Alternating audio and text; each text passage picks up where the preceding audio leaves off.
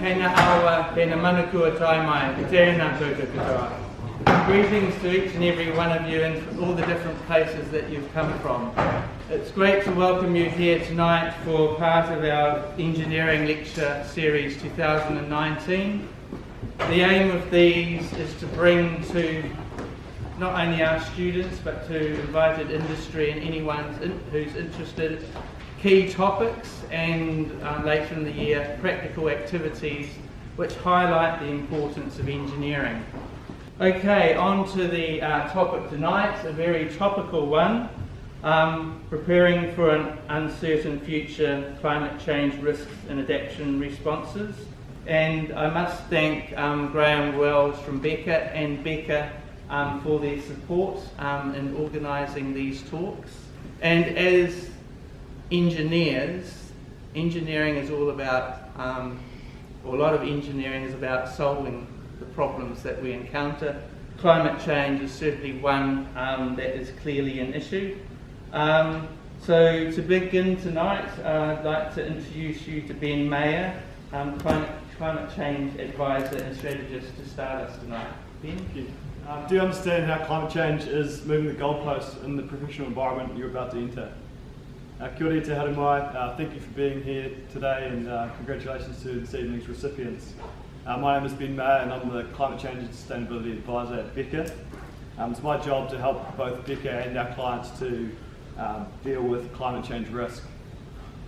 Today I'll be challenging you to consider climate change risk and sharing a best practice approach from an Auckland company, Beca. A little bit about my background. Actually come from law and commerce education, and I guess that really highlights the multidisciplinary field that is required to tackle climate change. One of my key projects currently is the Central Interceptor pipeline in Auckland, which will be hopefully fixing a large amount of our wastewater overflows.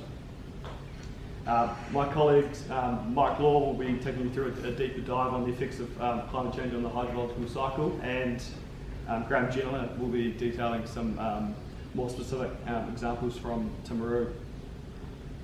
Before I dive in, I'd just like to define a few of the key terms which you'll be hearing throughout this presentation.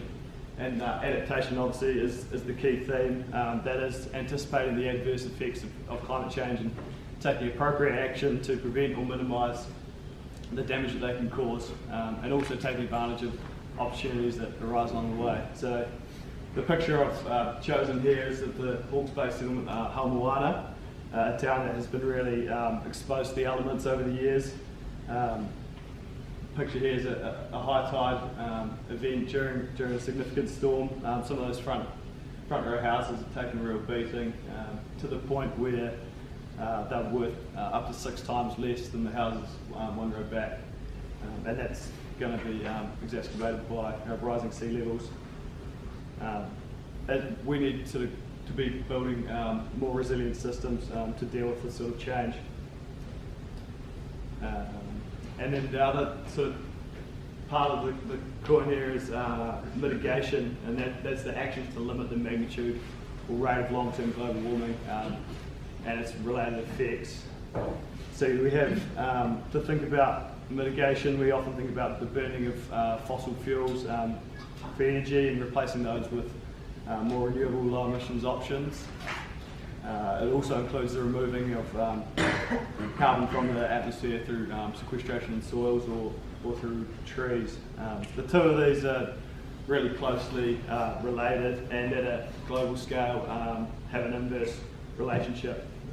Being more investment in mitigation will result in less warming, which means less risk and less investment response required for adaptation. The challenge really for us is that these incentives to act are really not well aligned at a national, regional, business or personal level, and so we see in action.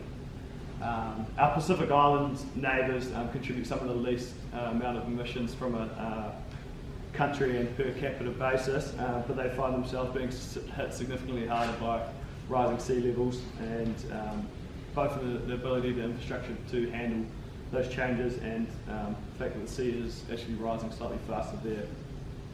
While they can and should be making efforts in mitigation, that are really relying on the actions of other nations to limit their impacts on climate change. So this is coordination is really required to tackle this shared action problem. The Paris Agreement, which aims to limit global warming to well below 2 degrees, is a step in the right direction there for that coordination, but we really need to see more than just words on paper.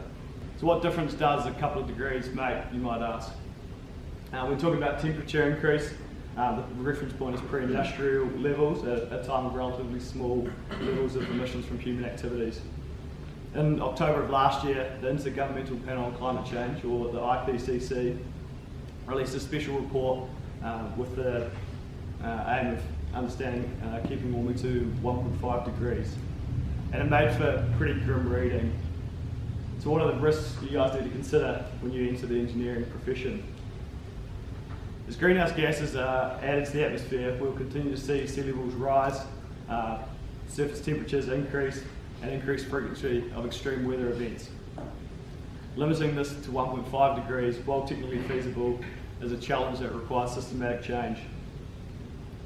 The impacts to the Earth systems at over 1.5 degrees are increasingly difficult to predict, but scenarios in a world that has warmed 4 degrees show most of the tropics and subtropics will be too hot for human habitation.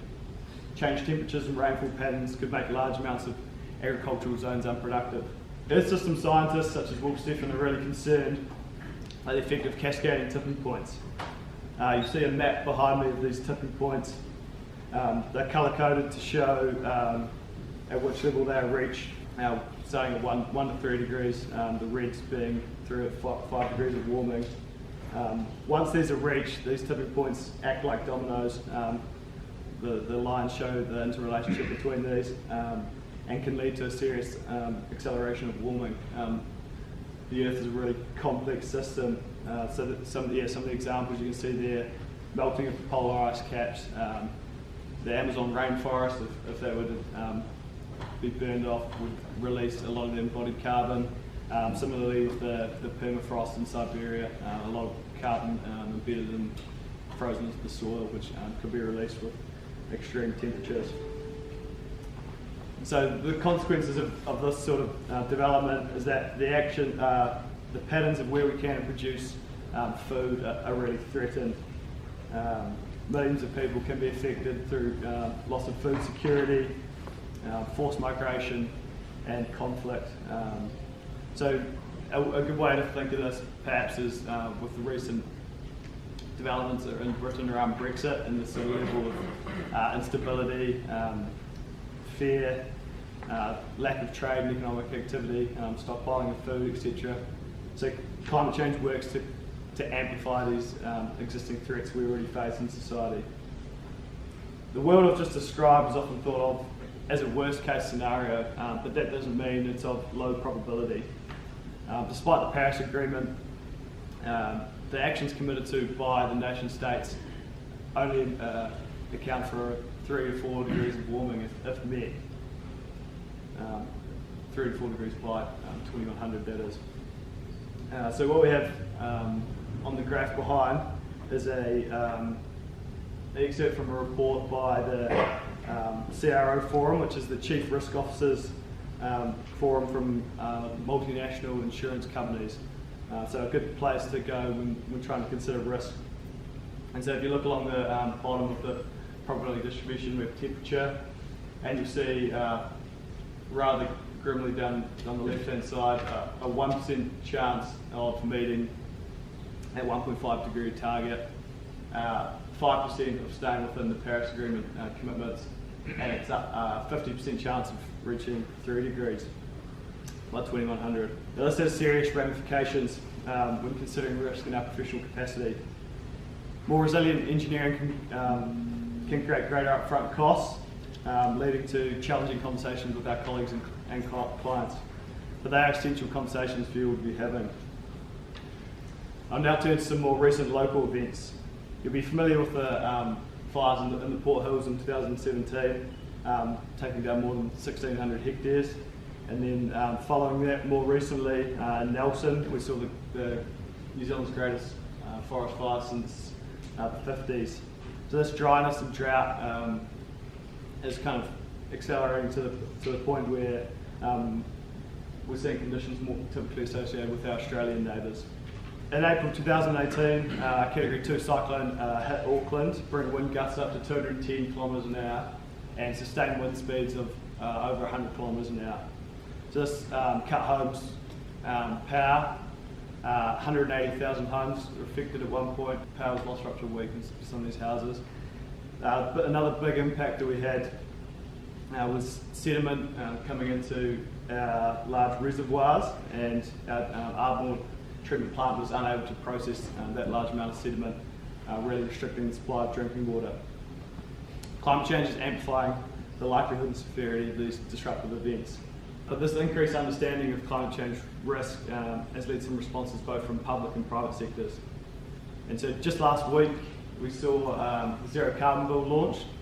So as well as setting a 1.5 target into legislation, this bill will provide a framework for New Zealand to reach net zero by 2050.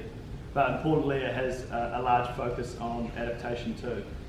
And so we'll have a national climate change risk assessment underway that will feed into a national adaptation plan, giving guidance to local government and businesses on how to build resilience into their operations.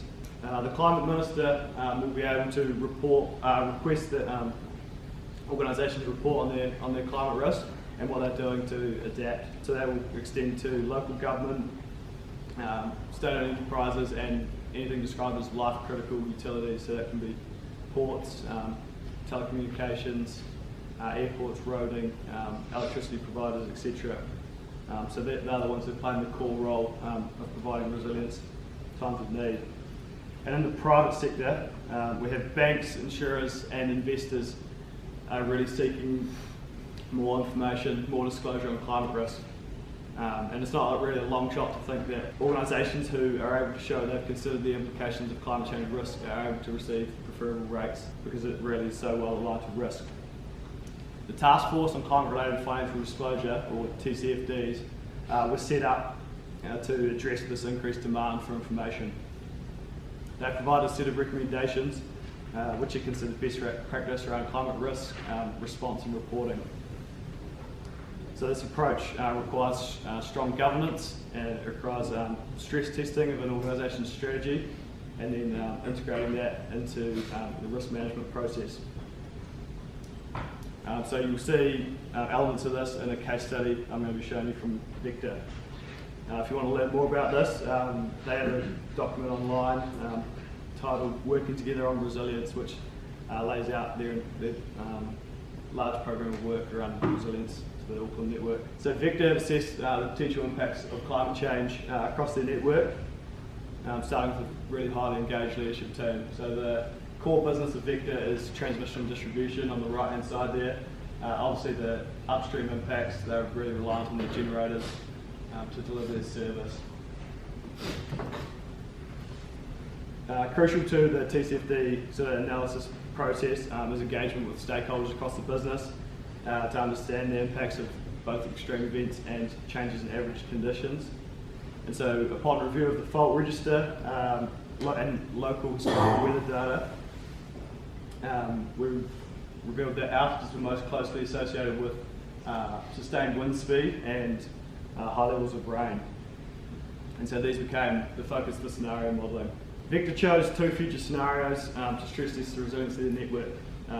What we have behind me is representative concentration pathways. So these are at a global level, multiple scenarios in which movement could occur depending on the mitigation response. They consider the concentration of greenhouse gases in the atmosphere at a point in time.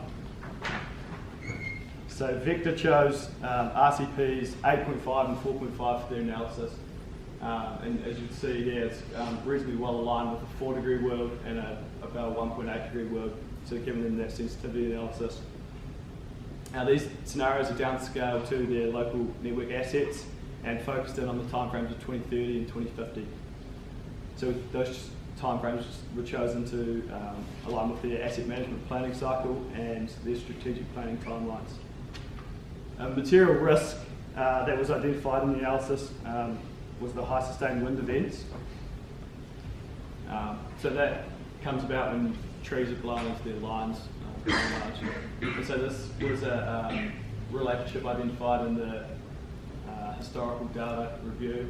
So sustained wind speed along the bottom, and the yellow line there shows 70 kilometres an hour, after which point you see far greater duration of outage, and ultimately the metric they cared about was customer minutes lost, because that's the service they're delivering. The application of these RCP pathways they chose showed there could be a significant increase in sustained wind speed events in the future at those time periods. The workshops with stakeholders from across the business led to the development of short, medium and long-term management actions to manage those risks that they identified. And one of the actions already underway is tree management to mitigate the risks to the network. And that's a pretty good example of what happens when the trees get blown into the lines. This has been paired with the Vector Urban Forest Program. So that's a promise from Vector to plant 2 native seedlings for every tree they remove in tree management. It's taking a community response in that it's helping restore waterways and enhance the ecology of the region, and importantly protecting the power supply, which is their core business. That's a really great outcome from a proactive adaptation planning. So it's the sort of work that is necessary to build resilience, and it's the sort of work that will be increasingly expected of sort of local government and business in response to government demands for information and building that climate change risk assessment and plan, and from investors in the private sector as well. So I'm Mike Law, I'm a hydrologist and water flood modeller, 30 odd years experience. My role within Beca in that sort of hydrology, water resources and flood modelling space is that in some ways it's trying to take that science and put it into practice and help implement it in an engineering place. So it's just a little bit about me. So what I'm going to do, next quarter of an hour, we're going to go and have a look at actually what the effects of climate change are going to be on some of the things that you'll be involved in your careers. Because if you're going to end up building a road, an airport, subdivision, your own house, if you're going to be working on an irrigation scheme or working for local council with their potable water supply, you're going to have to take climate change into account. And there's going to be some watery aspects about taking that into account. So we're going to dive a little deeper into that. So what does climate change look like? Well, it's a flood. It's out near Horswell. We've always had floods. Ben showed some pictures of the forest fires. We've always had forest fires. We've always had cyclones. We've always had hurricanes. And so the question is often asked, is it climate change or is it just the weather? And you'll hear people saying, oh, it's just the weather, we've always had it. But actually, we're now in a position that looking back, we're seeing more frequent events, more frequent floods, more frequent fires, more frequent cyclones. And we're seeing a pattern, and we're seeing that there is a change. Now, some of us have been looking at climate change in different ways for about 20 years, and 20 years ago, people would have asked that question, is it climate change or is it weather? And the answer would have been, we won't know until it's happening. It's now happening, and we are starting to see those changes, those patterns. So let's look at something a little bit longer term than a flood that's, well, here today and gone tomorrow. What about Franz Josef Glacier? It's a picture 10 years ago when I arrived in New Zealand. That's the same view last year. Where's the glacier gone? You can see it. Halfway up the valley there. I haven't got a pointer. Where's it going to be in the future? 2010, the predictions are that the glacier is going to be up there. That's not a short-term, here today, gone tomorrow weather event. That's evidence, if you want to call it, of what's happening. So I think climate change is real, and we do have to take it into account. But what does it mean for the hydrologist, for the hydrological cycle for water? Well, storm clouds are gathering. So these are just some of the things that we're going to see. We're going to see increased temperatures. Ben's already talked about that. Is it going to be 1.5 degrees over the next century? Is it going to be 4 degrees? Or God forbid, more? Increased temperatures has a number of effects. It increases evapotranspiration. Now, evapotranspiration is basically the evaporation and the use of water by plants, the loss of water back out to the atmosphere. So if it rains and we're losing more back out to evapotranspiration, we're actually getting less water going into the soil. We're seeing more energy in the atmosphere. Energy means well, heat or more. Yeah, so heat is equal to energy, and so get more heat in the atmosphere, we've got more energy, and that's going to make things happen. Rainfall, we're going to see more intense storms. So if we're looking at 1.5 or 2 degrees of warming over the next century, we're talking about maybe 15% extra rainfall in our big storms. So that means your floods are going to be bigger. But on the counter side, we're going to see less steady rainfall, less of those drizzly, horrible days that we don't like. But actually those days are really useful if you're a farmer, because that's what keeps your ground wet. That's what keeps your crops growing. That's what fills your reservoirs or helps your reservoirs fill. That's what recharges your groundwater. That's what helps put water in your taps. So we've got a double whammy. We're going to see more storm rainfall, possibly longer droughts, less normal rainfall. And overall, somewhere like Canterbury, predictions are that we're not going to see much change in the total amount of rainfall that we get. But it is hiding that pattern of worse storms, longer droughts. The other aspect that we hear a lot about is sea level rise, and we'll come back to that in a minute. Let's just look at flood risk for a minute now. This is a picture in 2017, July. I guess most of you are at Canterbury base or Christchurch base, so the big subdivision in the middle there is Westmoreland, and the brown patches on the top of the hills are the remains of the fires. This was taken only 6 months after the fires. So we've got fires and we've got floods. The reason I was so interested in this picture is that I sort of live sort of there. So, good place for a hydrologist to live, really, sort of in an area that's potentially prone to flooding. But looking at that, we sort of think, well, increased storm intensity, that's going to increase the amount of flooding we've got. So we're going to have to take account of that. If we see that 20% or 15-20% rise in rainfall intensity in storms, what that does is that what we might have called a 1 in 100 year storm now becomes a 1 in 50 year storm. The 1 in 10 year storm becomes a 1 in 5 year storm. So we see these big floods more frequently. So increased flood risk. How are we going to deal with that? Well, we don't want people to flood. City Council have and ECAN have responsibilities to try and prevent that through their district plans, planning processes, etc.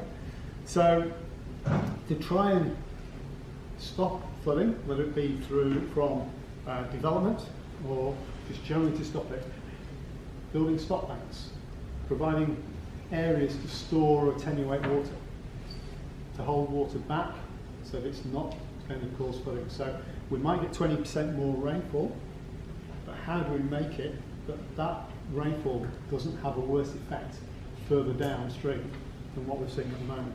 Well, the effects of flooding are pretty bad. There is the risk to life and infrastructure. You know, we possibly don't see that many people in New Zealand killed by flooding, but around the world there are thousands of people killed by flooding each year. Infrastructure gets damaged, we will see the economic effects, and that might just be disruption. If the road outside your shop is flooded, no one's going to come into your shop that day. If you can't get out of your house because the roads are flooded, you can't get to work, and it hits you in the pay pocket, in the pocket. So I saw one number for the floods from 2017, saying that it cost Canterbury somewhere in the region of $100 million. I don't know how true that is. It was a press report. We know the press never exaggerates anything, but I think the idea is that it's a fairly decent cost. So the last slide was basically flooding from from rivers and local flooding. What about the coast? Sea level rise. Well, coastal flooding is made up, or sea level and flooding from the coast is made up of 4 different aspects: astronomical tide, storm surge, waves, and climate change. The astronomical tide, that's just the tide level that we see. It's that sinusoidal, twice a day, high tide, low tide, and all based around or reliant on what the moon's doing and what the sun's doing, and we can predict very clearly what the tide level will be based on the moon and the sun. We've got good predictions. Tide charts are seen in the paper every day. There'll be a tide chart from the Clifton. Now, storm surges. What happens if we have a, say, cyclone coming through, which is a low pressure system atmospherically? That sucks the water level up a bit. Low pressure sucking up. Say storm surge raises the astronomical tide. That could be anything, maybe up to 1 metre on the severity.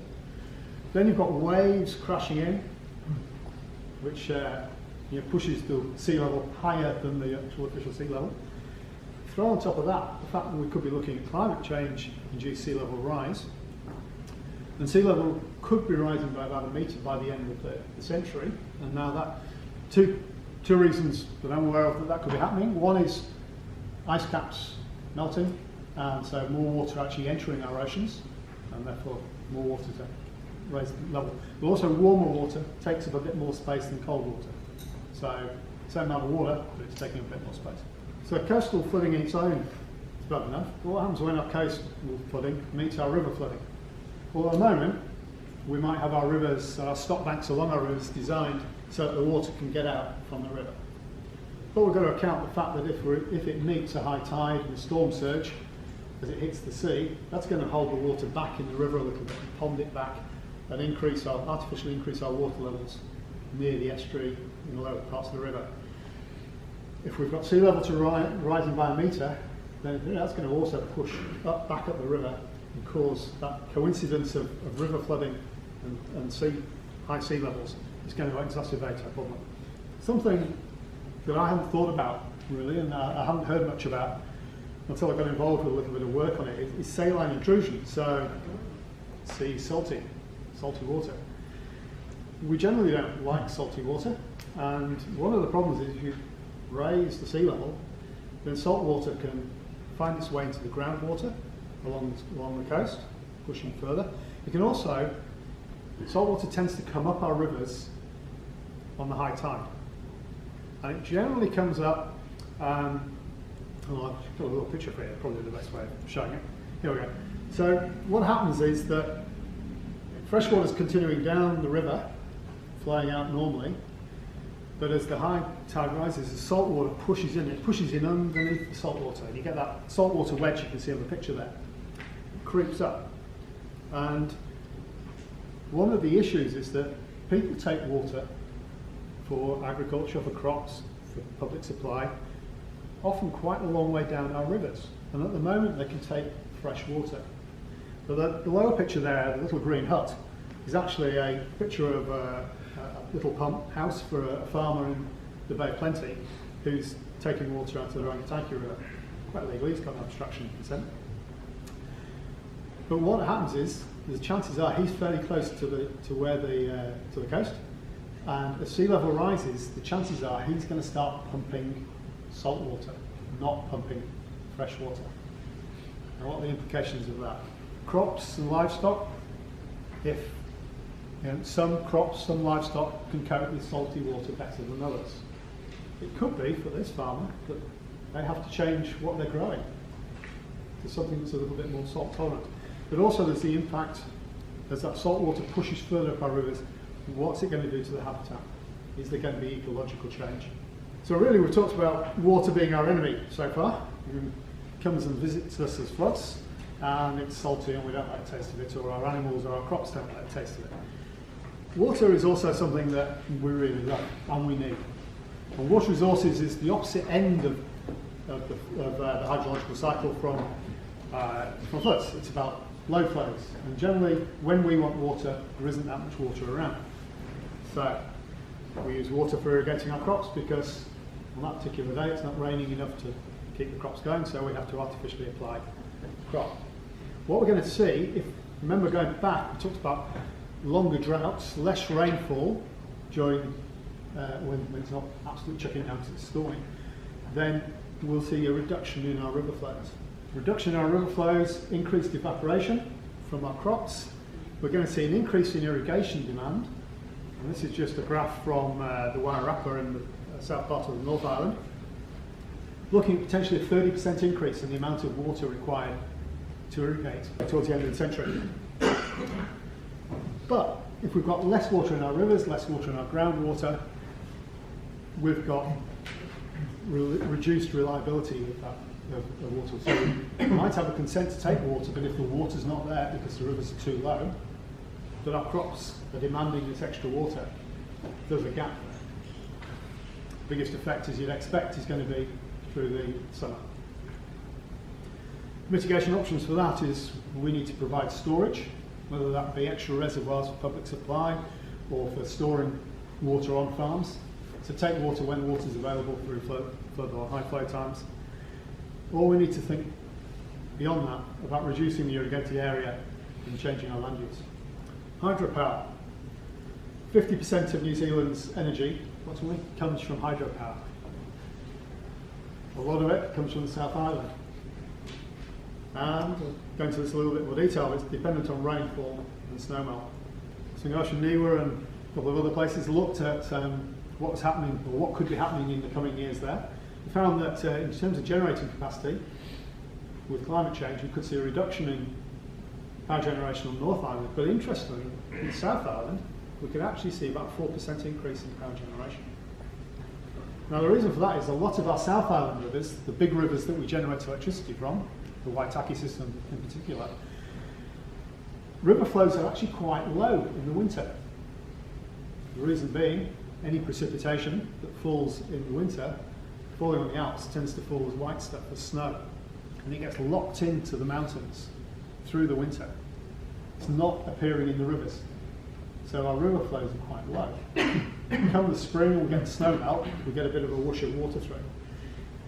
If we see climate change and the warming of the atmosphere, we're going to see more of that precipitation in the winter falling as rain.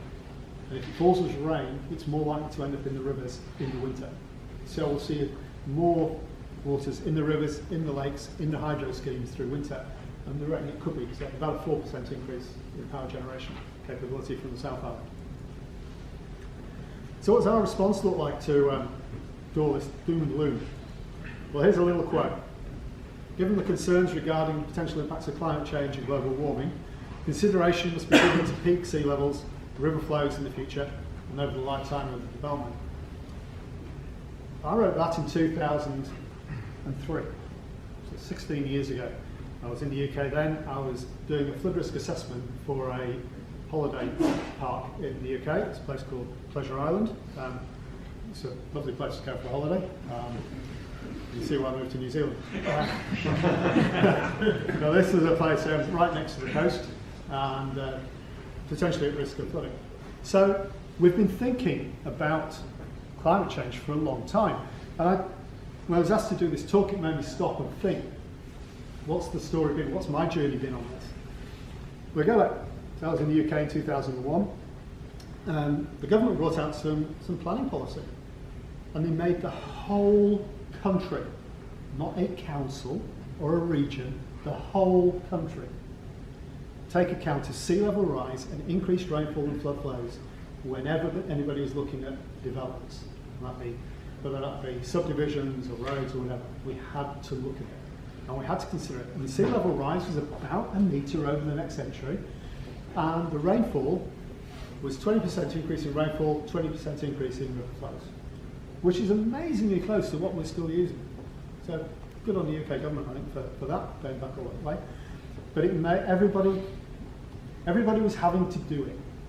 So if everybody has to do it, there isn't that advantage of somebody doing it and somebody not doing it. So we were all singing off the same hymn sheet. But it was probably isolated within the sector and within those people who were working in the industry and in government.